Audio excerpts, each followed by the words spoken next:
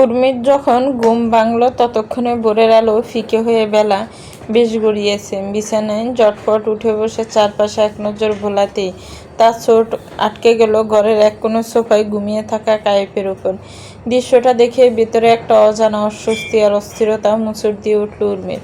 ছেলেটা সারা রাত এমন বিশ্রীভাবে সোফায় শুয়ে কাটালো, সে নিজে কেন ওভাবে অসাড়ের মতো ঘুমাতে গেল? আর কিছুক্ষণ জেগে থাকলে কি এমন মহাভারত অশুদ্ধ হয়ে যেত? নিজের প্রতি সামান্য বিরক্ত হয়েই উর্মি বিছানাটা গুছিয়ে নিতে লাগলো।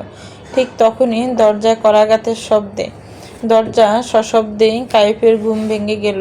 হাত দিয়ে চোখ ডলতে ডলতে ভাঙা কণ্ঠে শুধালো কে? ওপাশ থেকে মনিতার গলা ভেসে এলো, ভাইয়া আমি। তোমরা কি উঠে পড়েছ? উর্মিকে ঘরে দাঁড়িয়ে থাকতে দেখে কায়েব নিজে গিয়ে দরজাটা খুলে দিল।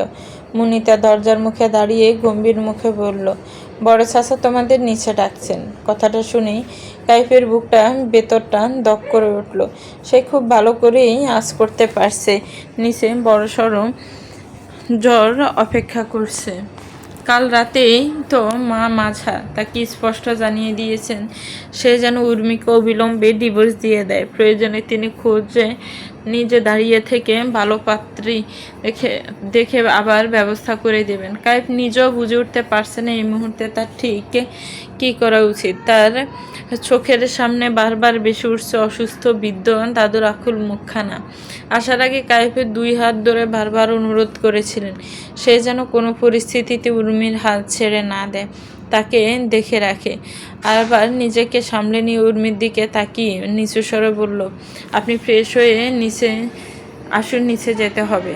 উর্মি মাথা নিয়ে ওয়াশরুমের দিকে চলে গেল। কিছুক্ষণ পর দুজন নিচে ড্রয়িং রুমে উপস্থিত হতেই দেখল পরিবারের কম বেশি সবাই সেখানে উপস্থিত। পাশাপাশি বসে আছেন আরশাদ তালুকদার ও আফতাব তালুকদার। তাদের ঠিক পাশে থমথমে মুখে বসে আছেন মাঝা। কায়েবকে ঘরে ঢুকতে দেখে আরশাদ তালুকদারের সামনে সোফাটা দেখিয়ে বললেন, বসো কায়েব। কায়েব গিয়ে বসলো। উর্মি ডিপ ডিপ করা বুক নিয়ে একটু দূরে জড়সড় হয়ে দাঁড়িয়ে রইল। আবহাওয়ার বারিককে কাটিয়ে আরশাদ তালুকদার শান্ত গলায় বললেন, দেখো কায়েব, তোমাদের বিয়েটা তো কোনো স্বাভাবিক পরিস্থিতিতে হয়নি। ওই ঘটনার পেছনে কার কি ভুল বা চক্রান্ত ছিল আমরা তা জানি না, কারণ নিজ চোখে তো আর দেখিনি। তোমাকে আমরা ছেলেবেলা থেকে চিনি, তোমার উপর আমাদের অগাধ বিশ্বাস। আমার মন বলে তুমি কোনো অন্যায় করতেই পারো না, কিন্তু তোমার মা বলছিলেন তোমরা যেন এই অনাকাঙ্ক্ষিত সম্পর্ক থেকে বের হয়ে ডিভোর্সটা নিয়ে নাও। এ তো তোমার ঘাড়ে কোনো অযাচিত বোঝা ছাপুক, তা আমরা কেউ চাই না। উর্মির বাকি জীবন সমস্ত দায়ভার না হয় আমরা নেব। জীবনে এর আগেও অনেক ভুল সিদ্ধান্তের মাসুল দিয়েছি বাবা, তার পরিণতি তো আজ আমরা নিজের চোখে দেখছি। আরশাদ তালুকদার যে পরোক্ষ খোঁচাটা কলরবকে মারলেন তা সে খুব ভালো করে অনুধাবন করতে পারল, তবে তা গায়ে মাখল না। মুখ গম্ভীর করে নিষ্প্রিয়ভাবে বসে রইল। উর্মির দুটো চোখ নোনা জলে টলমল করে উঠল। তার জীবনটা এমন ভাগ্যাহত কেন? কখনোই কি তার একটা স্থায়ী ঠাঁই বা আপন ঠিকানা হবে না? তবে পরক্ষণে নিজের মনকে নিজে ধিক্কার দিল। সে কি একটু বেশি আশা করে ফেলছে না? এই ছেলেটা কোনো দায় ছাড়া তার সাথে কেন থাকবে? মনে মনে কঠিন একটা সিদ্ধান্ত নিয়ে নিল উর্মি। অনেক সহ্য করেছে সে, আর না, এবার সময় এসেছে সব বাধা আর অপমান থেকে নিজেকে মুক্ত করা। সে নিঃশব্দে ধীর পায়ে সেখান থেকে বেরিয়ে গেল। কায়েব একটা দীর্ঘশ্বাস ছেড়ে সবার দিকে তাকালো, শান্ত গলায় বলল, আমি এই বিয়েটা ভাঙতে চাই না, আই এম সরি। কথাটা শোনা মাত্র কলরব সহ ঘরে উপস্থিত প্রতিটা মানুষ বিস্ময়ে কায়েফের দিকে হা করে চেয়ে রইল। মাঝা মুহূর্তে ক্ষোভে ফেটে পড়ে দমকে উঠলেন, কায়েফ, তোর কি মাথা পুরোপুরি খারাপ হয়ে গেছে? কাল রাতে আমি তোকে কি বুঝিয়ে বললাম, আর তুই এখন এখানে দাঁড়িয়ে সবার সামনে কি বলছিস? হ্যাঁ? কলরব খানিকটা বিস্ময় চেপে বলল, সেটাই তো কথা কায়েব, যা বলবি অন্তত ভেবে চিনতে বল। কায়েব ধীরে সুস্থে মাথা নেড়ে জবাব দিল, আমি ভেবে চিনতেই বলেছি। তোমরা সবাই কেবল আমার ভবিষ্যৎ আর সম্মানের কথা ভাবছো, কিন্তু একবারও কি ওই মেয়েটার কথা ভেবেছ? আর যদি আমিও ওকে এভাবে পরিস্থিতির দোহাই দিয়ে ছেড়ে দিই, তবে ওর বাকি জীবনটা কিভাবে কাটবে? সমাজ ওকে বাঁচতে দেবে? এই পুরো নাটকে তো ওর বিন্দুমাত্র কোনো দোষ ছিল না। ছোটবেলা থেকে মেয়েটা অনবরত অবহেলার আঘাতে সহ্য করে এসেছে। সত্যি বলতে আমি হয়তো স্বাভাবিক অবস্থায় কখনোই বিয়ে করতাম না, কিন্তু যখন বিয়েটা হয়েই গেছে, তা যেভাবে হোক না কেন, আমি আর তা ভাঙতে চাই না।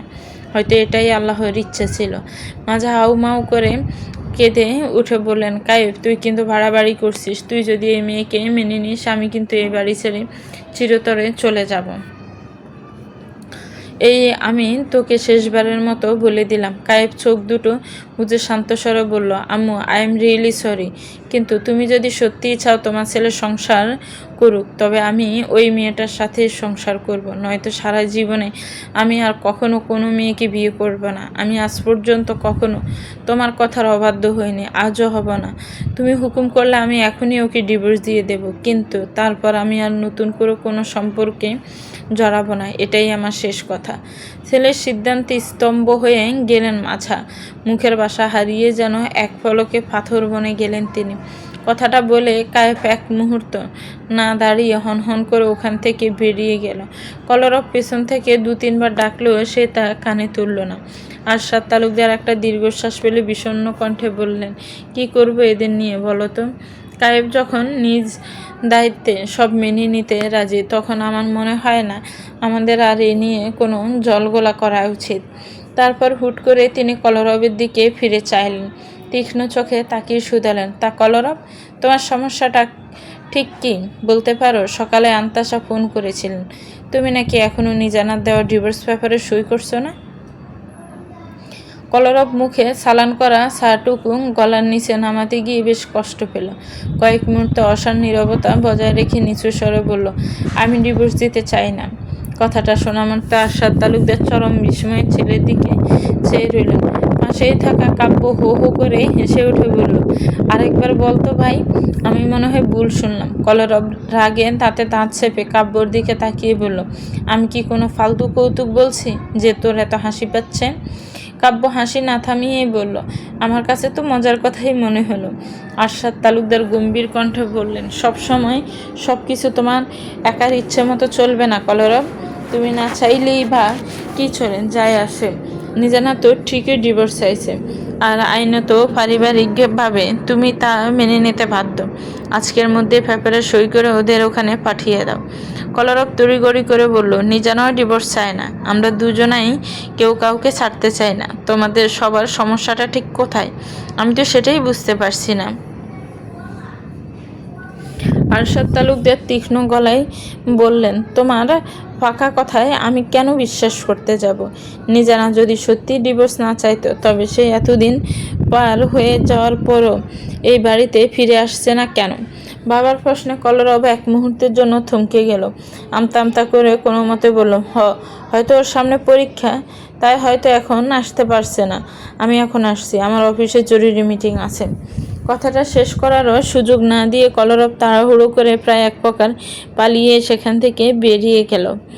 আরশাদ তালুকদার পুরো বোকাবনে গিয়ে ছেলে যাওয়ার পথের দিকে তাকিয়ে রইলেন। হুট করে কিছু বলার সুযোগটুকু পর্যন্ত পেলেন না তিনি। এমনকি কাব্য তাজ্জব হয়ে গেল। ঘুম থেকে উঠে বিছানায় ফাঁস ফিরতে দিয়ে কিংবা দিব্য কাউকে ফাঁসে পেল না নবনী। অলস্য বেঙ্কে উঠে বিছানাটা সুন্দর করে গোছাতে শুরু করতে ঘরে ঢুকলে দিব্য। নবনী বিছানার চাদর টান টান করতে করতে শুধালো, দিয়া কোথায়? দিব্য আলমারির দিকে এগোতে এগোতে সহজ গলায় বলল, ও তো ইহান আর ইভানের সাথে খেলছে। স্কুলে যাবে না আজ? আজ ওদের স্কুল ছুটি। ও। নবনীর কণ্ঠে উদাসীনতা, মুখটাও কেমন মলিন। দিব্য মৃদু স্বরে জিজ্ঞাসা করল, কাল সত্যি তোমার কি হয়েছিল বলো তো? নবনী, আমি সারা রাত অনেক ভেবেও তোমার হুট করে রেগে যাওয়ার কোনো কুল কিনারা পেলাম না। নবনী একরাশ অভিমান ঢেলে বলল, আপনি পাবেনও না। কথাটা বলে মুখ ভার করে পাশ কাটিয়ে বেরিয়ে যেতে নিলে দিব্য চট করে তার হাতটা চেপে ধরল। দমকে সুরেই বলল, বলো না, আজ কিন্তু না বললে একদম যেতে দিব না। নবনী ব্রু কুঁচকে তাকালো, আপনি জেদ করছেন আমার সাথে? হ্যাঁ করছি। নবনী মুখ নিচু করে বিড়বিড় করলো, কাল আমি স্টেশনে নামার পর ফুচকার ভ্যানটা দেখেছিলাম। দিব্য যেন হাঁপ ছেড়ে বাঁচল। তারপর একগাল হেসে বলল, তোমার খাওয়ার ইচ্ছে হয়েছিল? নবনী কটমট করে চেয়ে বলল, সেটা এখন এতক্ষণে মহাশয়ের মাথায় ঢুকলো, তাই তো? আমি সত্যিই কালকে তাড়াহুড়োয় খেয়াল করিনি। Really sorry madam.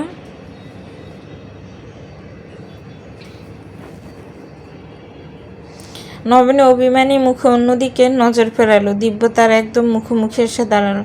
আদুরে মুখটার ফানে সে মৃদু হেসে বলল, ঠিক আছে, আজ বিকালে আমরা ঘুরতে বের হচ্ছি, একদম ফাক্কা প্রমিস। নবীনী নাক ছিটকে বলল, থাক, কোনো দরকার নেই। দিব্য ভাবলেন সিন গলায় শোনালো, আমার বউকে নিয়ে আমি ঘুরতে যাব, তাতে তোমার সমস্যা কি?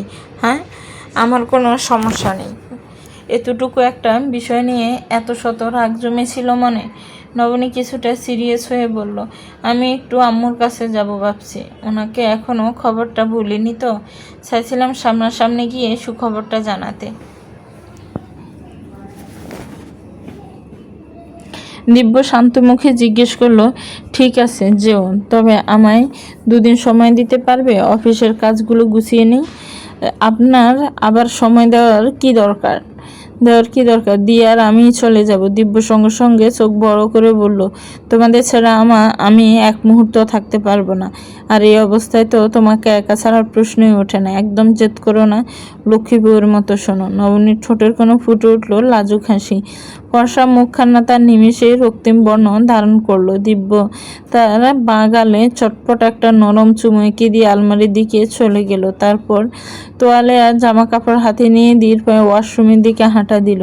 পুরো বিষয়টা সে করলো নির্বিকার ভঙ্গিতে। নবনী আর সেখানে দাঁড়ালো না, গালে হাত দিয়ে মৃদু হাসতে হাসতে ঘর থেকে বের হয়ে গেল। বুকের ভেতরটা তীব্র যন্ত্রণায় যেন ছাই হয়ে যাচ্ছে উর্মির। তালুকদার বাড়ির পেছনের দিকটায় বিশাল এক বাগান, সেখানে ছোট বড় অগণিত গাছের সমারোহ। আজ এই নির্জন বাগানের কোনো এক গাছেই নিজের অভিশপ্ত জীবনে ইতি টানবে সে। মনে মনে এই কঠিন সিদ্ধান্তই রূপ নিয়েছে।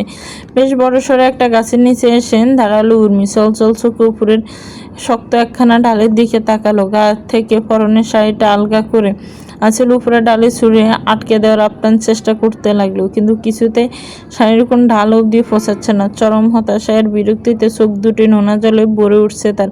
ঠিক তখনই আচমকা এক গম্ভীর পুরুষালী কণ্ঠস্বরে চমকে উঠল সে। আপনি ঠিক কী করার চেষ্টা করছেন বলুন তো? কায়েফ এসে দাঁড়িয়েছে সবে। শাড়ি আলগা হয়ে শরীরের অর্ধেক অংশ অনাবৃত অবস্থায় দাঁড়িয়ে থাকা উর্মির পানে চোখ পড়তে কায়েফ নিজে থমকে জমে গেল। উর্মির সেদিন হুঁশ নেই। ভয় আর অপরাধবোধে থরথর করে কাঁপছে সে। কায়েফ চট করে চোখ সরিয়ে নিয়ে কিছুটা বিরক্তি ও গাম্ভীর্য মিশিয়ে বলল, এ অবস্থায় গলায় দড়ি দিয়ে ঝুলে থাকতেন আপনি? আপনাকে উদ্ধার করতে আসা লোকটাও বাঁচানোর কথা ভুলে কয়েক ঘন্টা হা করে তাকিয়ে থাকতো মরার জন্য। আর কোনো সহজ উপায় খুঁজে পেলেন না? কায়েফের দৃষ্টি অনুসরণ করতেই যেন পুরো হিঁস পড়ল উর্মির। লজ্জায় আর আড়ষ্টতায় ছট করে শাড়িটা গায়ে শক্ত করে জড়িয়ে নিয়ে হু হু করে কেঁদে উঠে মাটিতে বসে পড়ল। কায়েফ এক গম্ভীর দীর্ঘশ্বাস ফেলল।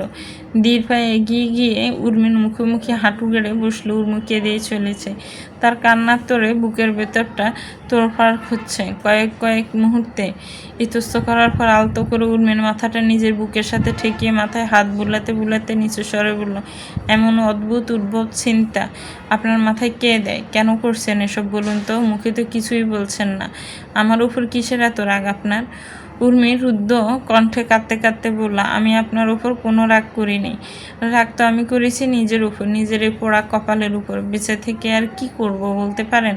আমার জীবনটা শুরু থেকে জটিল, অভিশপ্ত। আমার এই নষ্ট জীবনের ফাঁদে আপনাকে জড়িয়ে আপনার ভবিষ্যৎও আমি শেষ করে দিলাম। আমাকে প্লিজ ক্ষমা করে দিন।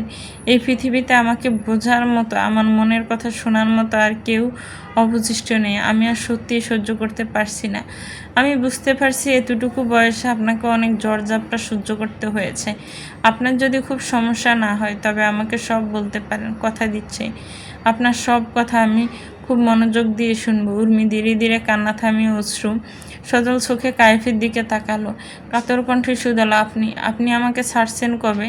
আমি জানি এটা ভীষণ অন্যায় আবদার, তাও যদি একটা কথা বলি, আমার শেষ কথাটা কি রাখবেন? কায়ুর শান্ত চোখে বলল, কি কথা? আমাকে স্ত্রীর মর্যাদা দিতে হবে না, অন্তত আপনাদের বাড়ির একজন পরিচারিকা বা কাজের লোক হিসাবে থাকতে দিন। বিশ্বাস করুন, এই মুহূর্তে যদি আমি গ্রামে ফিরে যাই তবে আমার পরিণতি এর চেয়েও ভয়াবহ হবে। আমি মরতে ভয় পাই, কিন্তু বাঁচতেও পারবো না। এটা কেমন জীবন বলুন? আমি প্রতিশ্রুতি দিচ্ছি, আমাদের এই অনাকাঙ্ক্ষিত অতীতের কোনো ছায়া কখনো আপনার ভবিষ্যতে পড়তে দেবে না। কথাগুলো শেষ করে আবারও কান্নায় ভেঙে পড়ল উর্মি। কায়েব এক বুক দীর্ঘশ্বাস চালো, বুক ছেড়ে একটা অসীম কষ্টের সহানুভূতি দানা বাঁধছে তার। ভীষণ ইচ্ছে করছে এই নিষ্পাপ মেয়েটার মনের সমস্ত বিষাদ নিজের হাতে ধুইয়ে দিতে। সে আরও একটু কাছে গেছে এসে বলল, আপনি এ বাড়িতে অবশ্যই থাকবেন, তবে কোনো কাজের লোক হিসেবে নয়, আমার একমাত্র স্ত্রী হয়েই থাকবেন। উর্মির মনে হলো সে হয়তো ভুল শুনল, কিংবা এটা কোনো স্বপ্নের জাল যা চোখের পলকে ভেঙে চুরমার হয়ে যাবে। একটানা বেজে চলেছে নিজানার মোবাইল ফোনটা। ডিসপ্লেতে নামটা না দেখে সে আঁচ করতে পারছে ওপাশে কেউ দিয়ে আগ্রহে অপেক্ষা করছে, কিন্তু ইচ্ছা করে ফোনটা রিসিভ করতে মন চাইছে না তার। ওদিকে ছেলেটা একগুয়ে নাচরবান্ধা কল কেটে যাওয়ার পর মুহূর্তে আবার রিং হচ্ছে, থামার বিন্দুমাত্র নামগন্ধ নেই। শেষমেশ আর উপায়ন্তর না দেখে অনিচ্ছা সত্ত্বেই রিসিভ করে কানে ফোনটা ধরল নিজানা। তড়িঘড়ি করে লাইনটা ফেতে ওপাশ থেকে কলরবের তীক্ষ্ণ ঝাঁঝালো কণ্ঠ ভেসে এলো, কোথায় মরেছিলি? হ্যাঁ, সেখান থেকে কি ফোনটা তোলা যায় না? নিজানা শুধালো, হুট করে ফোন করেছ কেন? কলরব খুব উগরে দিয়ে বলল, তোর বাপের বিয়ে ঠিক করেছি, বউ পছন্দ হয় কিনা ছবি পাঠাবো ভাবছি। নিজানা এক দীর্ঘশ্বাস ফেলে বলল, ফাজলামি না করে কাজের কথা বলো তো। তোর গোষ্ঠীর লোকের মূল সমস্যাটা কোথায় বলতো? আমাকে অকালে বিধবা বানানোর জন্য উঠে পড়ে লেগেছে কেন সবাই? কথাটা শুনে নিজানা নিজের হাসি চেপে রাখতে পারল না। ঠোঁটের কোণ গলে ফোটা অপ্রতিরোধ্য হাসিটা সামনে নিয়ে জিজ্ঞেস করলো, তুমি এখন কোথায় আছো? অফিসে। মাত্রই তো দুপুরে খাওয়ার একটু ব্রেক পেলাম। খুব কাজের চাপে আছো আজকাল?